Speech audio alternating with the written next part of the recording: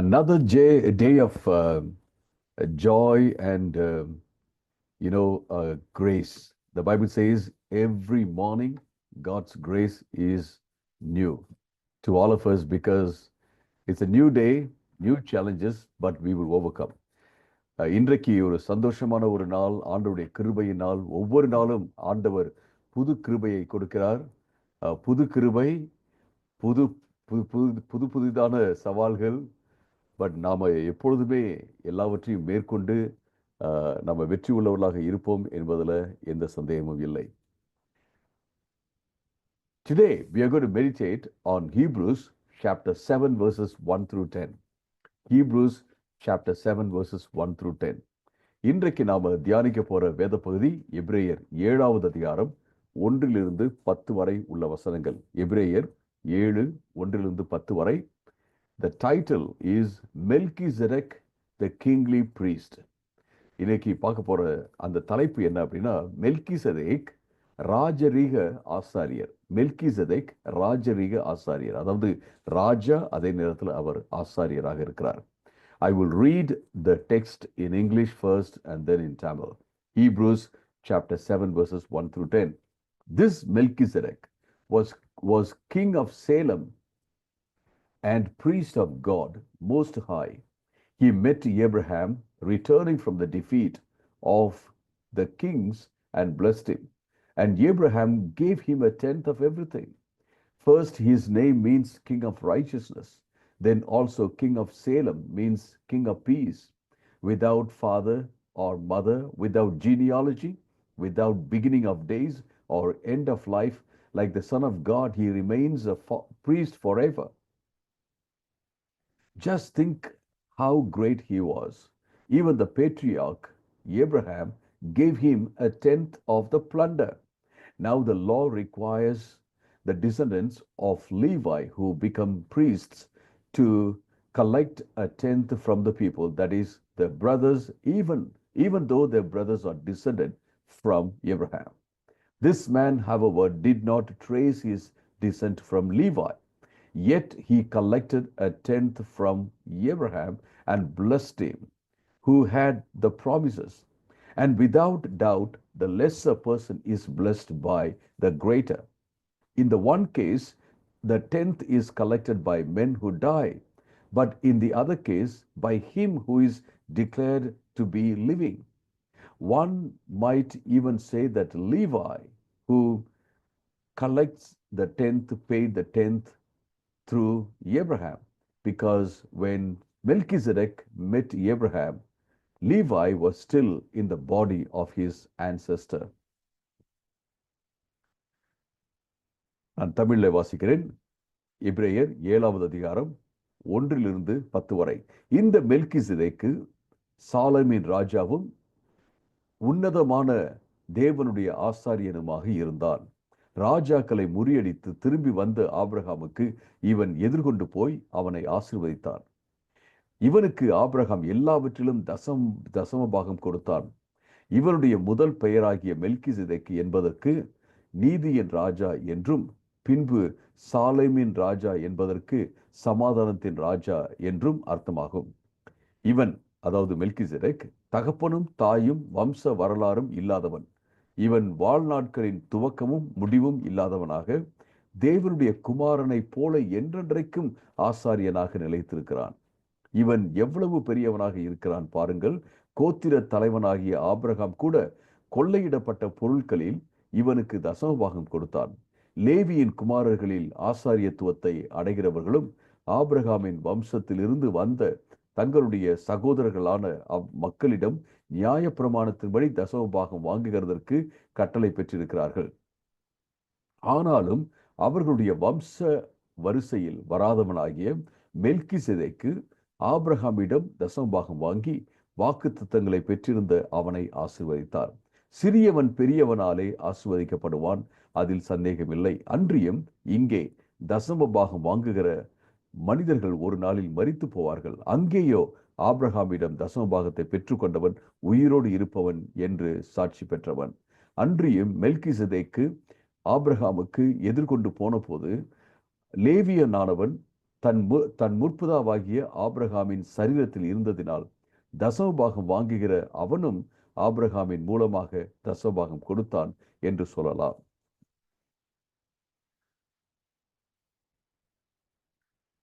இந்த I want you to pay attention to what is there, what is here in this text. இந்த வேத பகுதியில் இருக்கிற காரியங்களுக்கு மிக கவனத்தை உங்களுடைய கவனத்தை கொடுத்து மிக மிக தெளிவாக நீங்க கேட்கும்படியாக நான் கேட்கிறேன். This is what we find in this text. இந்த டெக்ஸ்ட்ல இந்த வேத பகுதியில் இதை தான் நம்ம பார்க்கிறோம். The main thing, the main emphasis is that Jesus is a high priest, not in the order of the Levites, but in the order of Melchizedek. இயேசு கிறிஸ்து பிரதான ஆசாரியராக இருப்பது எந்த வகையில் அப்படின்னா, லேவியர்கள் ஆசாரியர்களாக இருந்தார்கள் இல்லையா, அந்த வகையில இல்ல. மெல்கிசெதேக் ஆசாரியரா இருந்தார் இல்லையா, அந்த வகையில அவர் இருக்கிறார், அந்த ஆர்டர்ல அவர் இருக்கிறார். The Levitical priests came from Abraham. For example, Abraham had Isaac, and from Isaac came Jacob, and Jacob had 12 sons. One of the 12 sons was Levi, and from Levi came the priestly descendants. So நம்ம என்ன பார்க்கிறோம் அப்படின்னா, ஆபிரகாமுக்கு ஆண்டவர் வாக்கு கொடுத்தார். ஆபிரகாம்ல இருந்து ஈசாக்கு, ஈசாக்ல இருந்து யாக்கோபு, யாக்கோப்ல இருந்து 12 மகன்கள். அந்த 12 மகன்கள்ல ஒருத்தர் தான் லேவி. அந்த லேவியில இருந்து தான் இந்த ஆசாரிய சந்ததி வருகிறது அப்படிங்கறத நாம பார்க்கிறோம். When people went back into Judaistic rituals or the religion they came from, அன்றைக்கு இருந்த அந்த விசுவாசிகள் மீண்டுமாக அவங்க எந்த யூத மதத்துல இருந்து, எந்த யூத சடங்குல இருந்து, அதாவது ஈவன் லேவியர் ஆசாரியர் அப்புறம் அந்த லேவிய சம்பந்தப்பட்ட சடங்குகள் இருந்து வந்தாங்களோ, ஆண்டவருக்குள்ள வந்தாங்களோ, மறுபடியும் அந்த சடங்குக்குள்ளேயே அவங்க போயிட்டு இருந்தாங்க. So to them here the Bible says, come on, just look at Abraham, your father, the father of promise and faith and all that. He gave a tithe to somebody who was not from the descendants of Levi. இங்கே இந்த author என்ன சொல்றாரு அப்படின்னா, பரிசுத்த ஆவியின் மூலமாக ஏவப்பட்டு இந்த எபிரேயர் புஸ்தகத்தை எழுதினவர் என்ன சொல்றாரு, யூத மதத்திலிருந்து இயேசுக்குள்ள வந்து யூத மதத்துக்குள்ளேயே திரும்பி போற இந்த மக்களை பார்த்து சொல்றாரு, இங்க பாருங்க, நல்லா கவனிங்க, நீங்க உங்களுடைய லேவியருடைய அந்த சடங்குகளை நீங்க தூக்கி பிடிக்கிறீங்க. பட் உங்களுடைய முற்பிதா ஆபிரகாம், வாக்கு தத்தத்தின் பிதா, விசுவாசத்தின் பிதா, அவர் என்ன பண்ணாரு, லேவியருக்கு சம்பந்தமே இல்லாத, லேவிய சந்ததியிலிருந்து வராத ஒரு பிரதான ஆசாரியன் மெல்கிசெதேக்குக்கு அவர் தசமபாகம் கொடுத்தாரு அப்படின்னு சொல்றத பார்க்கிறோம். The one who gives a tithe is serving the one who receives a tithe. யாருக்கு வந்து தசமபாகம் ஒருத்தர் கொடுக்கிறாரோ, அவரு தசமபாகம் பெற்றுக்கொள்கிறவருக்கு என்ன செய்யறாரு, அவர் பணி செய்யறாரு அப்படின்னு அர்த்தம். For example, the people paid a tithe to the priests. So the priests were actually higher than the people, and the people were serving the priests because of their Levitical services. அந்த காலத்தில் பார்த்தீங்கன்னா லேவியர்களுக்கு மக்கள் வந்து தசமபாகம் கொடுத்தார்கள். எனவே மக்கள் வந்து லேவியர்களுக்கு அவர்கள் சேவை செய்தார்கள். லேவியர்கள் என்ன பண்ணாங்க அப்படின்னா, அவர்கள் தேவனுக்குரிய அந்த லேவிய சடங்குகளை அவர்கள் செய்தார்கள் அப்படின்றத நான் பார்க்கணும். The concept of tithe existed even before Moses told the people, hey, you have to pay a tithe. தசமபாகம் என்ற அந்த கருத்து வந்து லேவியர்களுக்கு நீங்க தசமபாகம் கொடுக்கணும், அல்லது மோசேயின் மூலமாக மக்களுக்கு தசமபாகம் கொடுக்கணும் அப்படிங்கிற அந்த கட்டளை வருவதற்கு முன்பாகவே இருந்தது என்று பார்க்கிறோம். It was a practice in the ancient Near Eastern culture.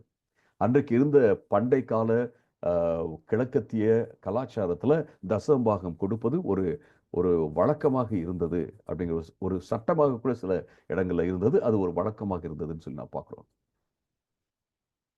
So Abraham gave a tithe to Melchizedek, and the Bible says Melchizedek blessed Abraham.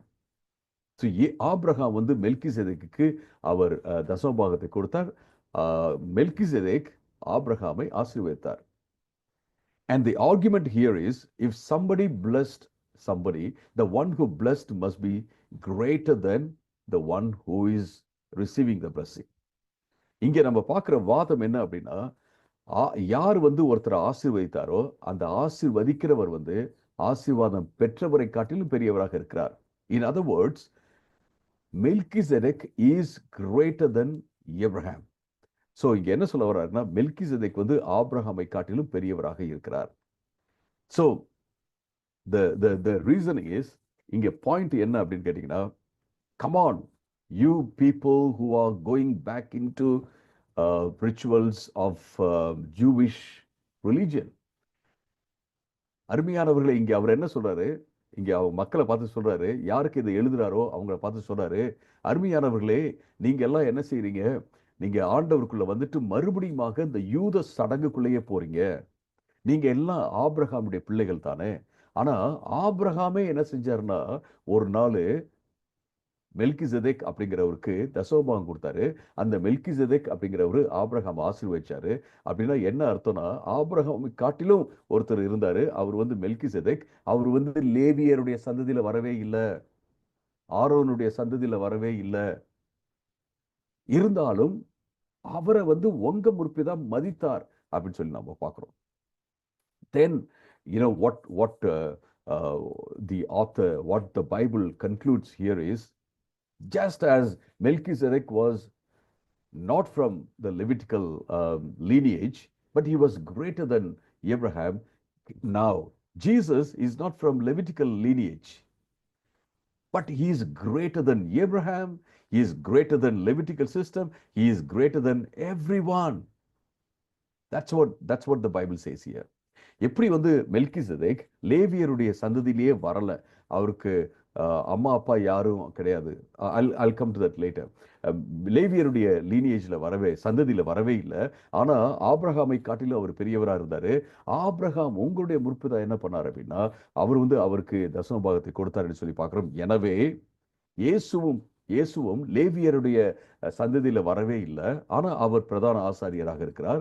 அவர் வந்து ஆபிரகாமை காட்டிலும் பெரியவராக இருக்கிறார். உங்களுடைய சடங்குகளை காட்டிலும் பெரியவராக இருக்கிறார். அவர் எந்த விதத்துல பிரதான ஆசாரியராக இருக்கிறார் அப்படின்னா, இந்த மெல்கிசெதேக்கினுடைய வகையில என்ன செய்யறாரு, அவர் ஆர்டர்ல அவர் பிரதான ஆசாரியராக இருக்கிறார். இன்னொரு விதத்துல சொல்லப்போனா, மெல்கிசெதேக்கை போல அவர் என்ன செய்யறாரு, பிரதான ஆசாரியராக இருக்கிறார். லேவியருடைய சந்ததியில வரல அப்படின்னு சொல்லி சொல்றத பார்க்கிறோம். And to say that Jesus was in the order or like Melchizedek, இயேசு வந்து மெல்கிசெதேக்கினுடைய வகையில வருகிறார். இயேசு கிறிஸ்து வந்து மெல்கிசெதேக்கை போல அவர் ஆசாரியராக இருக்கிறார் என்பதற்கு என்ன சொல்றார் அப்படின்னா, Melchizedek had no father and mother mentioned, recorded in the in Genesis. மெல்கிசெதேக்கு வந்து ஒரு அப்பா இருந்தது போலயோ அம்மா இருந்தது போலயோ அவர் அங்கு சொல்லப்படவில்லை. And it doesn't say where he was born and where he died. அவர் எங்கு பிறந்தார், எங்கு அவர் மரித்தார் என்றும் சொல்லப்படவில்லை. So Jesus, for example, just as Melchizedek has no lineage mentioned, parents or the other stuff, Jesus here comes without any kind of lineage. எப்படி மெல்கிசெதேக் வந்து ஒரு வம்சாவளி இல்லாம அவருக்கு வந்து வேற எந்த விதமான உலக பிரகாரமான அந்த ஐடென்டிட்டியும் உலக பிரகாரமான அடையாளம் இல்லாம வருகிறாரோ, அதே போல இயேசு என்ன செய்றாரு, இந்த உலகத்தினுடைய அடையாளம் இல்லாம, இந்த லேவியர்ல தான் பிறந்தாரு, ஆரோனுடைய சந்ததி அப்படின்னு சொல்லிட்டு எல்லாம் இல்லாம அவர் என்ன செய்றாருன்னா, அவர் பிரதான ஆசாரியராக இருக்கிறார். Okay, some people make this error. சிலர் வந்து இந்த தவறை பண்ணிடுறாங்க. Some people think that Melchizedek was Jesus Christ before Jesus coming to the earth as a human being. நிறைய பேர் என்ன நினைக்கிறாங்க, இயேசு கிறிஸ்து வந்து மெல்கிசேதேக்கா இருந்தாரு. இயேசு கிறிஸ்து வந்து இந்த உலகத்துக்கு மனுஷனா வரதுக்கு முன்பாக ப்ரீ இன்கார்னேட் கிரைஸ்ட். இயேசு கிறிஸ்து வந்து உலகத்துல மனுஷனா வருவதற்கு முன்பாக, மாம்சத்துல வருவதற்கு முன்பாக இயேசு கிறிஸ்து தான் காட்சி அளித்திருக்கிறார் ஆபிரகாமுக்கு அப்படின்னு சொல்லி சொல்றதை நம்ம பார்க்கிறோம். சிலர் சொல்றதை நம்ம பார்க்கிறோம். I don't say that. Bible doesn't say that. But Jesus is in the order. Those things are very important. இயேசு மெல்கிசேதேக்கினுடைய வகையில அவரை போல அப்படிங்கிறது ரொம்ப ரொம்ப முக்கியமான ஒரு காரியம். The point here is Melchizedek had no lineage to be a high priest, and Jesus has no lineage to be a high priest, and Melchizedek was greater than Abraham, and Jesus is greater than Abraham, and so you stick to Jesus, not to your rituals. இந்த point இங்கே simply சொல்ல போனோம்னா point என்னன்னு கேட்டீங்கன்னா, மெல்கிசேதேக் வந்து ஆபிரகாமை காட்டிலும் பெரியவராக இருந்தார். இயேசு ஆபிரகாமை காட்டிலும் பெரியவராக இருக்கிறார். எனவே நீங்க என்ன செய்யுங்க, எல்லா சடங்குகளையும் விட்டு இயேசுவுக்கு மட்டும் நீங்க உங்களை கொடுங்க அப்படின்னு தான் சொல்றதை நம்ம பார்க்கிறோம். So Melchizedek was not Christ. Melchizedek இயேசு இல்லை. But Melchizedek was a type of Christ. Type of Christ in the sense நிழலாட்டம்னு சொல்லுவாங்க. இயேசு கிறிஸ்துவுக்கு மெல்கிசேதேக் நிழலாட்டமாக அவர் இருந்தார் என்று சொல்லி பார்க்கலாம். That is why Hebrews, the book of Hebrews is actually using Melchizedek to talk about Christ. அதனால தான் இந்த இடத்துல நம்ம என்ன பார்க்குறோம்னா, கிறிஸ்துவை குறித்து பேசுவதற்கு இந்த புஸ்தகம், எபிரேய புஸ்தகம் வந்து மெல்கிசேதேக்கை பற்றி பேசுகிறது என்று நம்ம பார்க்குறோம். Okay, with this said, I just want to get into what the Bible teaches here in this place. இதை நான் சொல்லிய பின்பு நான் இந்த இடத்துல வேத புஸ்தகம் என்ன சொல்கிறது என்பதை நாம பார்க்க போகிறோம். The first point is Jesus had no earthly qualifications or religious heritage or personal achievements to be a high priest, just as Melchizedek. So we do not need any kind of earthly qualifications, religious heritage or personal achievements to be a child of God. முதல் point என்ன அப்படின்னா, எப்படி மெல்கிசேதேக்குக்கு இந்த உலகத்தின் எந்த விதமான தகுதிகளோ அல்லது எந்த மத பின்னணியோ அல்லது தனிப்பட்ட விதத்தில் எந்த சாதனையும் செய்து தான் அவர் பிரதான ஆசிரியராக இருக்கணும் அப்படிங்கிற அவசியம் இல்லாமல் இருந்துச்சோ, அதே போல இயேசு கிறிஸ்துவுக்கு இந்த உலகத்தை சார்ந்த எந்த விதமான தகுதிகளும் தேவைப்படவில்லை, எந்த மத பின்னணியும் தேவைப்படவில்லை.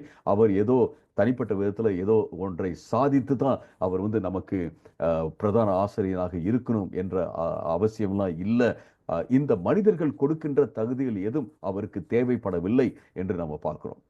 அதே போல நமக்கும் ஆண்டவருடைய பிள்ளையாக இருப்பதற்கு இந்த உலகம் கொடுக்கிற எந்த தகுதியும் தேவையில்லை என்பதை இந்த புஸ்தகம் வலியுறுத்துகிறது. What did Jesus do to become the high priest? இயேசு கிறிஸ்து ஹை பிரிஸ்டா இருப்பதற்கு என்ன பண்ணார் அப்படின்னு பார்த்தோம்னா, first he was God who became a human being. அவர் வந்து தேவன் மனிதனாக மாறினார் என்று நாம் பார்க்கிறோம். Why did Jesus become a human being? To show the people, we can say many things, to show the people how a human being can live in obedience to God. எப்படி ஒரு மனுஷன் வந்து இந்த உலகத்துல மனுஷனாக வாழ்ந்து கடவுளுக்கு கீழ்ப்படிந்து இருக்க முடியும் என்பதை அவர் காண்பித்தார். To show the people that God understands human beings. மனுஷனை வந்து ஆண்டவர் புரிஞ்சுக்கிறாரு அப்படிங்கிறத காண்பிப்பதற்காக அவர் இறங்கி வந்தார். It's not that God wouldn't understand human beings if he did not become a human being. இது வந்து இந்த அர்த்தம் அல்ல. ஆண்டவர் வந்து கடவுள் வந்து தேவனாக மனுஷனாக மாறவில்லை என்றால் மனுஷனை வந்து புரிந்து கொள்ள முடியாது என்பது அல்ல. To show that he understands us, show that he is with us in all our sufferings. ஆண்டவர் வந்து அவர் நம்மை புரிந்து கொள்கிறவராக இருக்கிறார். நம்முடைய கஷ்டங்கள் எல்லாவற்றிலும் அவர் நம்மோடு இருக்கிறார் என்பதை காண்பிப்பதற்காக இயேசு கிறிஸ்து வந்தார். Not only that, Jesus came to give him as a sacrifice for all our sins. இயேசு கிறிஸ்து அவர் தன்னை பலியாக, நம்முடைய பாவத்துக்கு பலியாக கொடுப்பதற்காக அவர் வந்தார் என்று பார்க்கிறோம். And then the Bible says he was killed and he was buried and he rose again from the dead on the third day and now he is glorified. வேத புஸ்தகம் சொல்கிறது அவர் வந்து கொலை செய்யப்பட்டார், அவர் மரித்தார், அவர் அடக்கம் செய்யப்பட்டார், மூன்றாம் நாள் உயிரோடு எழும்பினார். இப்பொழுது அவர் மகிமை அடைந்தவராக அவர் என்றென்றைக்கும் அவர் என்ன செய்றாரு, ராஜரீகம் செய்கிற ஆசாரியராக, பிரதான ஆசாரியராக இருக்கிறார் என்பதை நாம பார்க்கிறோம். And as the high priest, he gave himself as a sacrifice and he took the blood and sprinkled the blood on the mercy seat. நாம பார்க்கிறோம், இந்த புத்தகத்திலே நாம பார்த்தோம், இயேசு கிறிஸ்து பிரதான ஆசாரியராக தன்னையே பலியாக கொண்டு போயிட்டு அவர் தன்னை பலியாக செலுத்தினார். அதனுடைய இரத்தத்தை என்ன செய்றாரு, கிருபாசனத்தின் மேல அவர் தெளித்தார் என்பதை நாம் பார்க்கிறோம். Did anyone ordain him a priest? Did anyone say, okay, now that you have fulfilled all the requirements, we ordain you as the high priest? வேற யாராவது குரூப்ல, ஆர்கனைசேஷன்ல, ஸ்தாபனத்துல அவங்க எல்லாம் கூடி இப்ப நீங்க எல்லாத்தையும் நீங்க பண்ணிட்டீங்க, அதுக்காக ரொம்ப சந்தோஷம், நீங்க வந்து ஒரு ஒரு ஒரு பிரதான ஆசாரியனாக இருப்பதற்கான எல்லா நிபந்தனைகளையும் நீங்க வந்து நிறைவேற்றிட்டீங்க, எனவே உங்களுக்கு வந்து நாங்க இப்ப பிரதான ஆசாரியன் அப்படிங்கிற பட்டத்தை கொடுக்கிறோம் அப்படின்னு சொல்லிட்டு அவங்க கொடுத்தாங்களா? இல்ல. Jesus became a high priest through his sacrifice. இயேசு தன்னுடைய பலியினால அவர் என்ன செஞ்சாரு, ஹை பிரீஸ்டாக மாறினார், பிரதான ஆசாரியராக மாறினார் என்பதை பார்க்கிறோம். Did Jesus depend upon any kind of earthly qualifications like parents or the place or lineage? இயேசு கிறிஸ்து இந்த உலகத்துல உள்ள அந்த தகுதிகளை சார்ந்திருந்தாரா? எங்க அப்பா இவங்க அம்மா இவங்க, அப்புறம் இந்த சந்ததி, இந்த ஊரு அப்படிங்கிறதுல இருந்தாரா? இல்ல. He was ordained by God, just like Melchizedek was ordained by God. He doesn't have any kind of lineage mentioned in Genesis. எப்படி மெல்கிசேதேக்கு வந்து எந்த விதமான பேரண்ட்ஸோ வம்சாவளியோ எதுவும் சொல்லப்படவில்லையோ, இயேசு கிறிஸ்துவுக்கு இந்த உலகத்தினுடைய எந்த விதமான தகுதிகளையும் தேவைப்படவில்லை என்று சொல்லி நான் பார்க்கிறோம். My friends, I just want to tell you that God has called each one of us to be royal priests. ஆண்டவர் நம்ம ஒவ்வொருத்தரையும் ராஜரீக ஆசாரியர்களாக இருக்கும்படியாக அழைத்திருக்கிறார். Is it based on some earthly credentials? இந்த உலகத்துல மனுஷங்க கொடுக்கிற அந்த தகுதிகளை சார்ந்தா? இல்ல.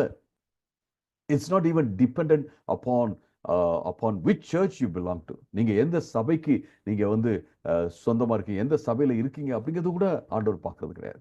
If you trust him, if you are washed by the blood of Jesus, if you belong to Christ, if you are in Christ, you are a kingly priest, you are a royal priest. நீங்க ஆண்டவருடைய ரத்தத்தினால, இயேசுவின் ரத்தத்தினால கழுவப்பட்டிருக்கீங்க அப்படின்னா, இயேசுவோட நீங்க இருக்கீங்கன்னா, இயேசுக்கு சொந்தமா இருக்கீங்கன்னா, இயேசுவுக்குள்ள நீங்க இருக்கீங்க அப்படின்னா, நீங்க ராஜரீக ஆசாரியராக இருக்கிறீங்க அப்படிங்கறத நாம பார்க்கிறோம். God has given us that. It's not a status, it's a function. இது வந்து ஒரு அந்தஸ்து கிடையாது, ஒரு நிலை கிடையாது, ஓகே, ஒரு டைட்டில் கிடையாது. It's a function. It's a function. Today people look for titles. And they give money and buy titles. இன்னைக்கு நிறைய பேர் தலைப்புகளுக்காக, கனம் பொருந்திய தலைப்புகளுக்காக அவர்கள் ஏங்கி தவிக்கிறார்கள், நாடி ஓடுகிறார்கள், காசு கொடுத்து கூட அதை என்ன செஞ்சிடறாங்க, வாங்கிடுறாங்க. But there is one title given to everyone and you deserve it. You are qualified by Jesus Christ. இயேசு கிறிஸ்து உங்களை வந்து ஒரு தலைப்புக்காக தகுதிப்படுத்தி இருக்கிறார். நீங்க யார்கிட்டையும் காசு கொடுத்து எதுவுமே வாங்க தேவையில்லை, நீங்க அதை நாடி ஓடி தேடவும் தேவையில்லை. இயேசு உங்களை வந்து என்னவா ஆக்கியிருக்கிறார் அப்படின்னா, அவர் உங்களை ராஜரீக ஆசாரியராக மாற்றியிருக்கிறார். He has made you a royal priest. What does it mean to be a royal priest? இந்த உலகத்துல நாமளும் ராஜரீக ஆசாரியர்களாக இருக்கிறோம் அப்படின்னா அதுக்கு என்ன அர்த்தம்? we are ruling over the earth with Christ. நாம இந்த உலகத்தை இயேசுவோடு சேர்ந்து நம்ம நிர்வாகம் பண்றோம் அப்படிங்கிறத நான் பார்க்கிறோம். in Christ everybody is a royal priest. நம்ம இந்த இயேசு கிறிஸ்துவுக்குள்ள எல்லாருமே ராஜரீக ஆசாரியர்களாக இருக்கிறார்கள். எல்லாருமே எல்லாருமே in the old covenant, in the old testament, only the patriarch, the head of the family would be a royal would be operating in priestly functions. நீங்க பழைய ஏற்பாட்டை நீங்க பார்த்தீங்க அப்படின்னா அந்த குடும்பத்துக்கு தலைவனாக இருப்பார் இல்லைங்களா? ஆண் ஒரு ஆண் அவர் தான் என்ன செய்வாரு, அல்லது பிதா அல்லது அப்பா அவர் தான் என்ன செய்வாரு, ஆசாரிய வேலைகள் எல்லாம் செஞ்சுட்டு இருப்பாரு. பலி செலுத்துறது, காணிக்கை செலுத்துறது, இதெல்லாம் பண்ணிட்டு இருப்பாரு. But here now, in the new covenant, in the New Testament, in Jesus Christ, we are all priests. இந்த புதிய உடன்படிக்கையில புதிய ஏற்பாட்டுல நம்ம எல்லோருமே ராஜரீக ஆசாரியர்களாக இருக்கிறோம்.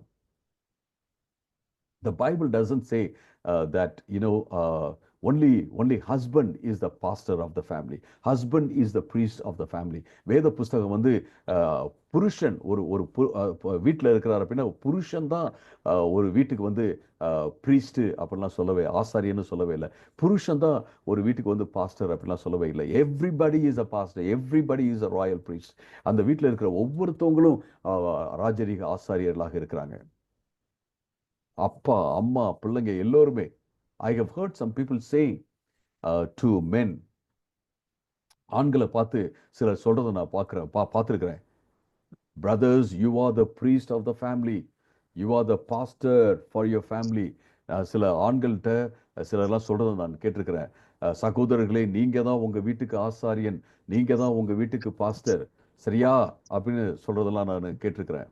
But according to the Bible, not just the man who is a pastor, but everyone in the family is a pastor. Everyone in the family is a priest. That we need to keep in mind. It's a very important concept.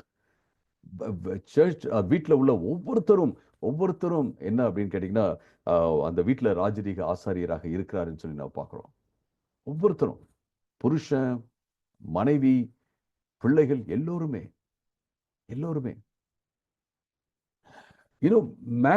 Man is head of his wife. ஒரு புருஷன், ஒரு மனுஷன், ஒரு ஆண் வந்து அந்த மனைவியினுடைய தலை. But he is not the head of the family.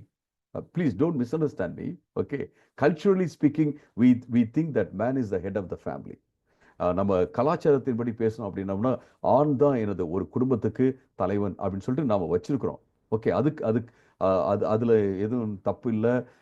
It's okay, no problem. Culturally acceptable, கலாச்சாரத்தின்படி ஏற்புடையது, ஒன்றும் பிரச்சனை இல்லை. But according to the Bible, man is the head of his wife. தன்னுடைய மனைவிக்கு அவன் தலையாக இருக்கிறான். But who is the head of the whole family? First of all God, and secondly the parents. ஒரு குடும்பத்தினுடைய தலைவர் யார் அப்படின்னா முதல் தேவன் அவர் தலைவராக இருக்கிறார். அடுத்து 2 பேருமே, புருஷன் மனைவி 2 பேருமே சேர்ந்து பெற்றோர்களாக தலைவர்களாக இருக்கிறார்கள் அப்படிங்கிறத நம்ம பார்க்கிறோம். this we need to keep in mind. இதை நம்ம மனதிலே வைத்துக் கொள்வது மிக மிக முக்கியமான ஒரு காரியம், அருமையானவர்களே. So with this the Bible tells the people, come on, you just have to stick to Jesus Christ. You just have to obey Jesus Christ. Jesus is above every earthly leader, every earthly religious leader.